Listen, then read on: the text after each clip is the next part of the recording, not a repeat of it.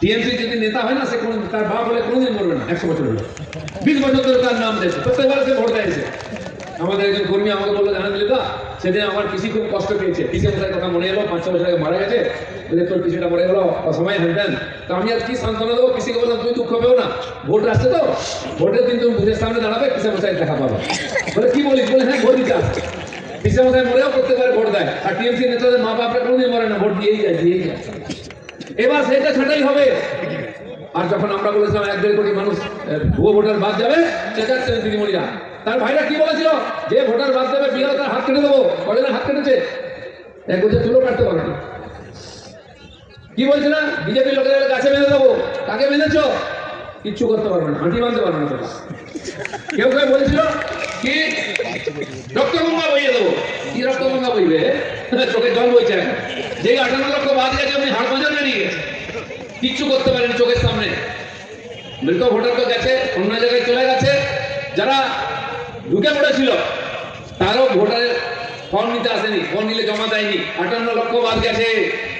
অনেক হাওয়া দেওয়া হয়েছিল, বিএলও তো চমকেছিল, নাম দিতে হবে। বিএলও বলছে, পাগল হয়েছে, আমার চাকরিটা ছেলে বউ কি খাবে? তারা কিন্তু কেউ দেয়নি। কল্যাণীতে এক বিএলও করেন, তার বাড়ি ঘিরে ইট পাথর মারা হয়েছে, কি দেখেছি টিভিতে দেখিয়েছে, জোর করা হয়েছে, তাও 58 লক্ষ বাদ গেছে। গাছে না উঠতেই একটা দিন।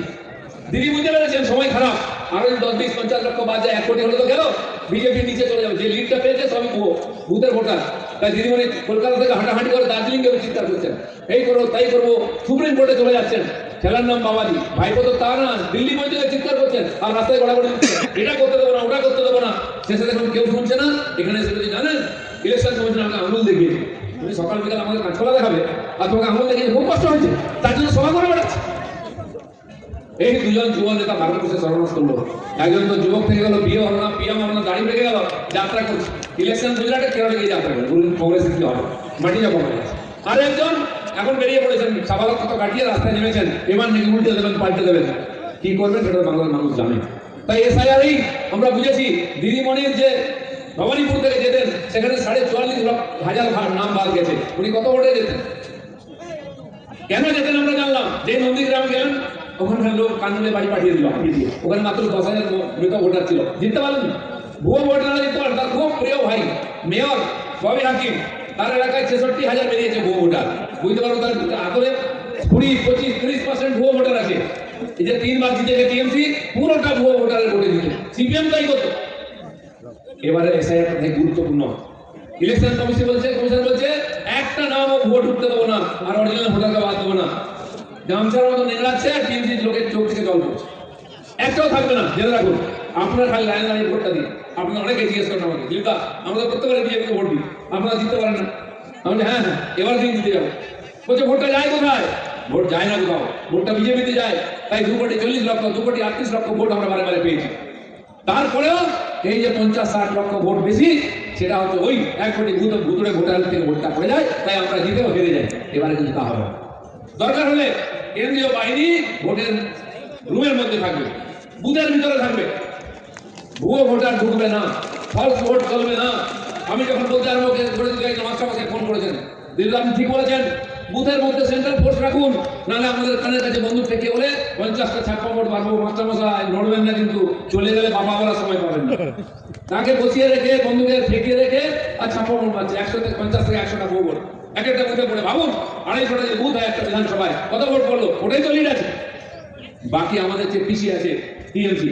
তাই এবার নির্বাচনে না ভুয়ো ভোট, না ছাপ্পা ভোট, ভোট দেবে পশ্চিমবাংলার যারা ভোটার তারা। তারপরে যদি ইতিহাসের টিএমসি, তারা মানবো হ্যাঁ মানুষের জাজমেন্ট। বিহারে এসআইআর হলো, তখন থেকে চিৎকার চেঁচামেচি, এসআইআর হচ্ছে, এই ভোট চুরি হচ্ছে। আর ওই যুব নেতা বলছিল ভোট চোর, গদ্দি ছোড়, মোদিজিকে বলছে ভোট চোর, ভোট চোর, ভোট চোর।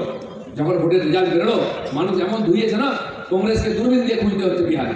ইউপি, বিহার, মধ্যপ্রদেশে কংগ্রেস নাই, বাংলায় এখানে তো চন্দন দেওয়ার জন্য পাওয়া যায় না। একটা বাই ইলেকশনে মুসলমানরা জিতিয়ে দিয়েছিল টিএমসিকে টাইট দেওয়ার জন্য, সেও চুপি চুপি গোয়ালে ঢুকে পড়েছিল। বউনি করতে পারেনি সিপিএম কংগ্রেস, তারা যদি ভোট ভোটে জিততো। আর এবারে টিএমসি সুযোগ এসে আসুন, পশ্চিমবাংলার ভাগ্য পরিবর্তনের জন্য, আপনার ছেলে মেয়ের ভাগ্যের পরিবর্তনের জন্য বিজেপিকে জেতাতে হবে। সারা ভারতবর্ষ তারা বারবার বিজেপিকে জেতাচ্ছে, 3-3 বার মোদীকে প্রাইম মিনিস্টার করেছে এখানে লোকের। আর আমাদের এই বাংলার ছেলে ভারতবর্ষের ডক্টর শ্যামা প্রসাদ পশ্চিমবাংলায় তৈরি করেছিলেন জনসংঘকে। সেটাই আজকে ভারতীয় জনতা পার্টি, মোদীজি আপনাদের যে গ্যারান্টি দিয়েছেন, সেই গ্যারান্টি আমরা রক্ষা করি। সারা ভারতবর্ষের লোক মোদীর গ্যারেন্টিতে বিশ্বাস করে। তাই বিহারে শেষ সপ্তাহ পর্যন্ত চলছিল কে জিতবে বিজেপি জিতবে আর যিনি জিতবে। লোকে এমন মারলো ঝাড়ু, কাউকে খুঁজে পাওয়া যাচ্ছে না, বিজেপি চলছে। তো নরেন্দ্র মোদীর প্রতি মানুষের যে শ্রদ্ধা আছে, যে বিশ্বাস আছে, তার কারণ বিজেপি নেতা, সেই বিজেপি আপনাকে প্রতিশ্রুতি দিচ্ছে। আমরা আছি নরেন্দ্র মোদীর এখানে প্রতিনিধি, আপনার স্বপ্নকে সফল করবো। আপনার যে অত্যাচার হচ্ছে, আপনার উপরে যে লুট হচ্ছে, আপনার অধিকার যে ছিনিয়ে নেওয়ার চেষ্টা হচ্ছে, সেটা আমরা ফিরিয়ে দেবো, তার প্রতিবাদ করবো। তাই এই যে রাবণ রাজ্য চলছে, সে লঙ্কার বিসর্জন এবারে হবে। কারণ পরিবর্তন সভার নাম আমরা সভা করছি, জায়গায় জায়গায় প্রত্যেকদিন 200, 250, 300 আমরা স্ট্রিট কর্নার করছি সারা রাজ্যেতে পশ্চিমবঙ্গের পরিবর্তনের জন্য। গতবারও পরিবর্তনের লড়াই হয়েছিল, অর্ধেকটা হয়ে আটকে গেছে, এবার সেটা পুরো করতে হবে। সেই জন্য গ্রামে গঞ্জে আমরা লড়াই শুরু করেছি। আজ একটু বড় করে হয়েছে, আপনারা দেখেছেন হয়তো আপনাদের এলাকায় পঞ্চায়েতে ওয়ার্ডে ওয়ার্ডে সভা হচ্ছে।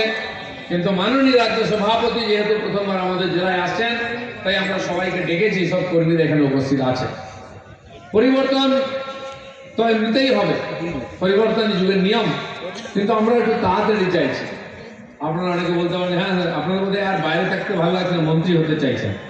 নিশ্চয়ই মন্ত্রী হব, মন্ত্রী তো হতেই হবে, নাহলে আপনাদেরকে সুবিধা দেবো কি করে? গরিব মানুষের জীবনের পরিবর্তন কি করে করবো? পশ্চিমবাংলায় বিজেপি সরকার না হলে নরেন্দ্র মোদী যে গরিব কল্যাণ যোজনার সমস্ত সামগ্রী পাঠাচ্ছেন এখানকার গরিব মানুষের জীবন পরিবর্তনের জন্য, সেটা আপনার কাছে পৌঁছবে কি করে? আবাস যোজনার টাকা লুট হয়ে যাচ্ছে, শৌচালয়ের টাকা লুট হয়ে যাচ্ছে, রাস্তায় যে পানীয় জল আসবে জল জীবন মিশনের টাকা লুট হয়ে যাচ্ছে, বিদ্যুতের, ড্রেনের, ফুটপাতের, এমনকি আপনার রেশন লুট হয়ে যাচ্ছে। ছেলে মেয়েদের জন্য জুতো দিচ্ছে সরকার, তাও ফাটা, জামা কাপড় দিচ্ছে ঘর নেতার মতো, ঘর মোচার মতো, সাইকেল দিচ্ছে, তার প্যাডেল নেই, তার টিউন নেই, তার টায়ার নেই। এর পরিবর্তন চাই, সেই জন্য আমরা পরিবর্তন যাত্রা করছি। মাননীয় আমাদের স্বর্গীয় প্রতিষ্ঠাতা ডক্টর শ্যামাপ্রসাদ মুখার্জি, এই যে এখানে যারা বসে আছে ওপার বাংলা থেকে আসা 90% মানুষ, তাদেরকে এই দেশেতে, এই বাংলায় মাথা উঁচু করে বাঁচার প্রতিশ্রুতি দিয়েছিলেন। এখানকার যোগ্য নাগরিকত্ব দিয়ে এই দেশে তারা সম্মানের সঙ্গে থাকবেন, এই প্রতিশ্রুতি দিয়েছিলেন। সে প্রতিশ্রুতি এখনো পুরো হয়নি। শুরু হয়েছে সিএ এর মাধ্যমে নাগরিকত্ব দেওয়া। এখানে যতক্ষণ না ডবল ইঞ্জিন সরকার হচ্ছে, মোদীজির হাতের আশীর্বাদ যতক্ষণ না এখানে পৌঁছচ্ছে, ততক্ষণ পর্যন্ত তার প্রতিশ্রুতি আমরা পূর্ণ করতে পারবো না। তাই আমরা পরিবর্তনের জন্য লড়াই করছি। এতদ অঞ্চলের মানুষ সুপার সেন্টার বাইরে গেলে সবই কৃষক আছে। ভারতবর্ষের কৃষকদের ইনকাম ডবল করার জন্য নরেন্দ্র মোদী বহু প্রকল্প নিয়ে এসছেন, কিন্তু এখানে পৌঁছচ্ছে না। কৃষক সম্মান নিধি প্রত্যেকের জন্য 6000 টাকা করে এক কাঠা জায়গা থাকলেও তাও সবাই পায় না, ওই পার্টির লোকেরা পেয়ে যাচ্ছে। এখানে ফসল বীমা যোজনা তাও সবাই পায় না। আমরা ধান চাষ করি, তার সহায়ক মূল্য 2000 বেশি হয়ে গেছে, 1400 ছিল, তাও সবাই ঠিক মতো পায় না। 1600-1800 টাকায় ধান বিক্রি করতে হয়, আর দিদির ভাইরা ফোড়েরা নিয়ে গিয়ে 2000 টাকায় 2000 টাকায় বিক্রি করে। গম তার সহায়ক মূল্য এখানে লোকেরা পায় না। এমনকি মাছের জন্য, মাছ চাষের জন্য ব্লু রেভলিউশন 2020 সালে মোদীজি করলেন, যাতে বাংলার মানুষ এখানকার মাছ খায়, সে উপায় নেই। মাছ খাই আমরা, চাষ করে অন্ধ্রপ্রদেশের লোক, ওখান থেকে মাছ আসে। 2010 সাল পর্যন্ত আমরা দেশে 1 নম্বরে ছিলাম মাছ উৎপাদনে, কিন্তু আজকে আমরা পিছিয়ে গেছি। খাচ্ছি ঠিক, কিন্তু উৎপাদন কমে গেছে। বহু বিল, খাল, পুকুর, নদী পড়ে আছে, যেখানে মাছ চাষ ঠিক মতো হয় না বা লুট করা হচ্ছে। তা এখানে চাষিও ইনকাম করতে পারতাম, আমরাও টাটকা মাছ খেতে পারতাম। এই সরকার থাকলে সেটা সম্ভব নয়। তাই প্রত্যেক ক্ষেত্রে লুটপাট, প্রত্যেক ক্ষেত্রে মানুষকে আর বঞ্চিত করা হচ্ছে। তার পরিবর্তনের জন্য আমরা পরিবর্তন